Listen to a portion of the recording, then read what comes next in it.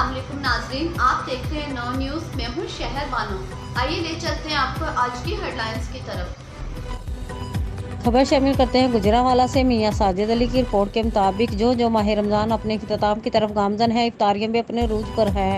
आज सदुकी press club की जानब से इफ्तार एंड डिनर का एक प्रोग्राम अल बदर शवारी सदुकी के लॉन में रखा गया, जिसमें सदुकी प्रेस क्लब के मेंबरान के अलावा कामों की यूनियन ऑफ जर्नलिस्ट के मेंबरान और हमारे प्यारे दोस्त SHO थाना सदर जनाब मोहम्मद अदरीस भी अपनी टीम के हमरा शामिल हुए। आने वाले मेहमानों का इस्तकबाल गर्मजोशी से किया गया। इफ्तार के लिए मुख्तलिफ फ्रूट और खानों का अहतमाम मियाँ बरादरान सदुकी प्रेस क्लब की तरफ से किया गया। सदुकी प्रेस क्लब के सरपरस्ती आला मियाँ गुलजार ने भी खुसूसी तौर पर शिरकत की। कामों की यूनियन ऑफ जर्नलिस्ट के मेंबरान शेख आजम अमजद, शेख अरफान, अंजम ख्वाजा, उमैर, राना आसम की खुसूसी शिरकत।